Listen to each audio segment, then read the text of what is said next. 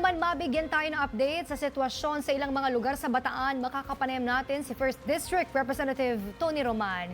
Congressman, magandang gabi po. Magandang gabi sa iyo. Kong, kumusta po ba ang inyong distrito ngayon pagtapos itong hagupit ng Bagyong Uwan at inyong mga daanan, ospital at tulay? Well, basically, unang-una may mga dumami yung mga evacuees namin. Mas marami kaysa sa mga nakaraang bagyo.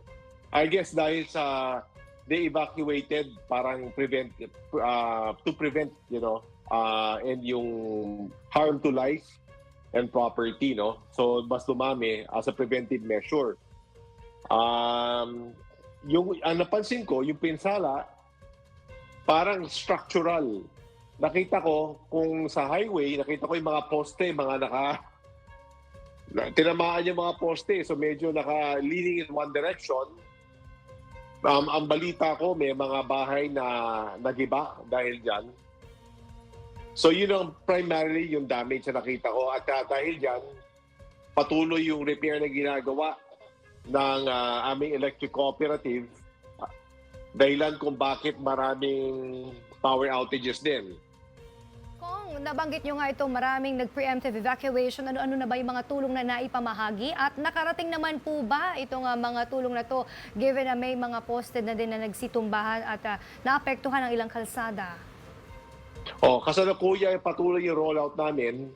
Inuna namin yung mga talagang evacuees, ano? Nagpapasalamat ako sa DSWD sa maagap na pagtugon sa kahilingan ko na food packs, baka ko ng food packs. So nagparating sila ng food packs, kinuha namin maagang-maaga, a day before yung hagupit ng bagyo, nakuha na namin yung food packs. Kaya nung the day after, doon kami nag-roll out sa mga iba't ibang evacuation centers. At meron mga stages yan. After yung mga actual evacuees, susunod yung mga evacuees na umuwi na hindi nabutan. At sa pakikipag-ugnayan with the LGUs, alamin namin kung sino yung mga next wave. Dapat tumanggap ng susunod na mga waves ng food packs. Okay, Kong, baka may gusto na lang kayong sabihin sa ating mga kababayan at ipananawagan dito sa mga kababayan nyo sa Bataan? Sana huwag mainip, lahat maraming humihingi ng tulong, maraming na-frustrate. Pinagbubutihan po ng pamahalaan lokal, kasama po ng mga congressmen, na maghatid po ng tulong sa mga naapektuhan ng bagyo.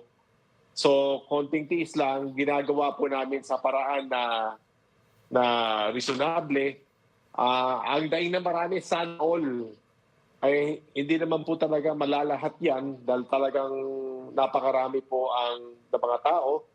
Pero ang ginagawa po namin, pinaprioritize po yung matatanggap ng tulong ng food packs.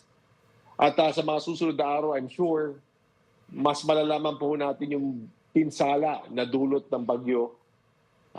Hindi natin ilang bahay ang tinamaan, ang nagiba, hindi na pa natin alam ng ganap yung iba pang klase ng perwisyo na dala nito. Okay. Pero kitang-kita, bigyan ho natin ng pagkakataon yung electric cooperative, yung Pinelco, na gawin ang kinakailangan gawin para masolusyonan yung mga posting halos matumba na.